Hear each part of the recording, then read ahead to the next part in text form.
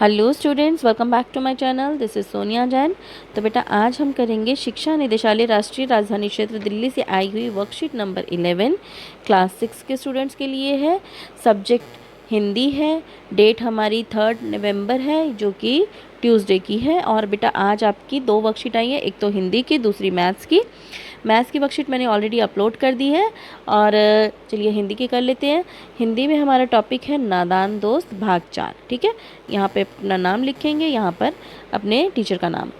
पिछले कार्यपत्रक में हमने पढ़ा कि दोपहर में माँ के सोते ही केशव और श्यामा दोनों चुपचाप कमरे से बाहर निकल आए और अंडों की हिफाजत करने के काम में जुट गए। अब आगे, ठीक है। केशव ने जो ही कार्निस पर हाथ रखा, दोनों चिड़िया उड़ गई।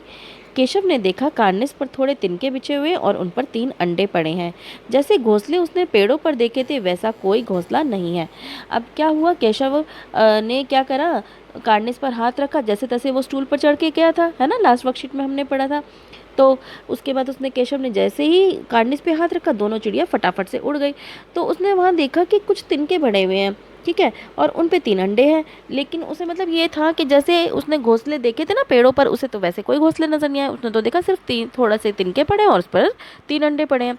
श्यामा ने नीचे से पूछा कि बच्चे हैं भैया, कितने बच्चे हैं भैया? केशव, 3 अंडे हैं, अभी बच्चे नहीं निकले। केशव कहता है अभी बच्चे नहीं निकले, अभी 3 अंडे हैं। श्यामा, जरा हमें दिखा दो भैया कितने बड़े हैं। केशव, दिखा दूंगा, पहले जरा चिथड़े ले आ, नीचे बिछा दूं। बेचारे अंडे तिनकों पर पड़े हैं। अब क्या हुआ, वो जो श्यामा थी उसकी बहन, छोटी बहन, तो वो उसे कहती है भैया मुझे भी दिखा दो। लेकिन केशव कहता है कि मैं दिखा दूंगा, पहले जरा चिथड़े, मतलब फटे पुराने जो कपड़े होते हैं ना, वो लिया, मैं अंडों के नीचे बिछा देता हूँ, क्योंकि ये बेचारे तो तिनकों पे पड़े हुए, छोटे थोड़े से तिनके पड़े हैं, उस पर ये अंडे पड़े हुए हैं। श्यामा दौड़कर अपनी पुरानी धोती फाड़कर एक टुकड़ा ले आई। केशव ने झुककर कपड़ा ले लिया और उसकी कई तय करके उसकी एक गद्दी बनाई और उसे तिनकों पर बिछाकर 3 अंडे धीरे से उस पर रख दिए। अब क्या किया केशव ने, उसकी जो धोती लाई थी वो श्यामा, उसकी एक गद्दी सी बना ली और उसे तिनकों पर बिछा दिया। श्यामा ने कहा हमको भी दिखा दो भैया। जब उसकी छोटी बहन ने फिर कहा कि भैया हमको भी दिखा दो। केशव, दिखा दूंगा, पहले जरा वह टोकरी तो दो, उसके ऊपर छाया कर दूं। श्यामा ने टोकरी नीचे से थमा दी, बोली अब तुम उतर आओ, मैं भी तो देखूं। अब क्या किया केशव ने, उसके ऊपर टोकरी भी रख दी केशव ने अंडों के ऊपर, ताकि उसे धूप ना लगे अंडों को। ठीक है, फिर श्यामा कहती है भैया अब तो दिखा दो, मैं ऊपर मैं आ जाता हूँ। तो फिर वो कहता है, श्यामा नीचे टोकरी नीचे से थमा दी और बोली, केशव ने टोकरी को एक टहनी से टिकाकर कहा, जा दाना और पानी की प्याली ले आ, मैं उतर आऊँ तो तुझे दिखा दूंगा। अब केशव ने पहले तो उससे गद्दी बिछवाई, गद्दी बना के बिछा दी, उसके बाद उस पर टोकरी भी रख दी अंडों पे। और अब क्या किया, उसके दाना पानी के लिए उससे क्या मंगवाया, क्या क्या मंगवाया, प्याली मंगवाई पानी के लिए और दाना पानी के लिए बोला। तो श्यामा प्याली ले आई और चावल भी ले आई, खाने के लिए चावल ले आई, ठीक है ना। केशव ने टोकरी के नीचे दोनों चीज़ें रख दी और आहिस्ता से उतर आया। अब उसने वहाँ पर चावल रख दिए और पानी के लिए प्याली रख दी और चुपचाप से धीरे से नीचे उतर आया।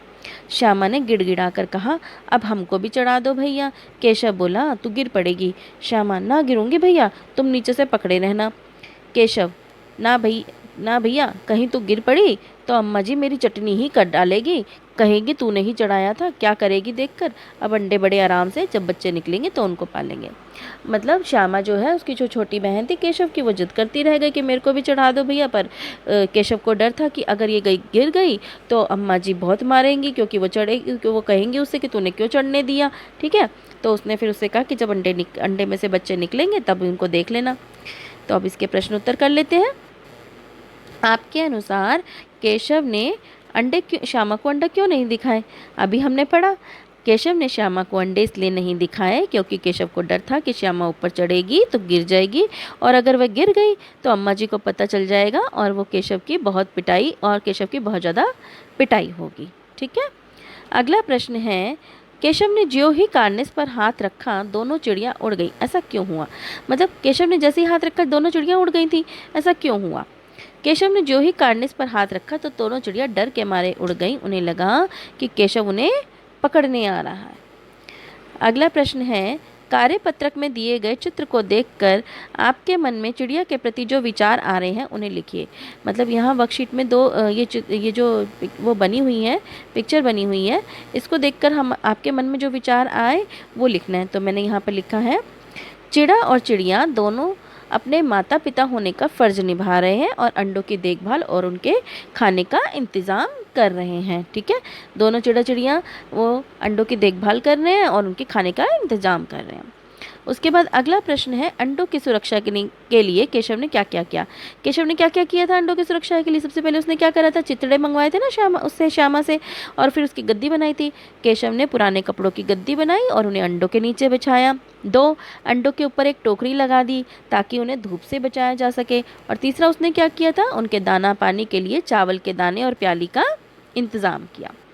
अगला प्रश्न है, केशव ने श्यामा से चीथड़े, टोकरी और दाना पानी मंगाकर कार्निस पर क्यों रखे थे? क्यों रखे थे उसने केशव ने श्यामा से चिथड़े, टोकरी और दाना पानी मंगाकर कार्निस पर इसलिए रखे थे ताकि अंडों की सुरक्षा की जाए और चिड़ियों को दाना पानी ढूंढने के लिए इधर उधर जाना ना पड़े।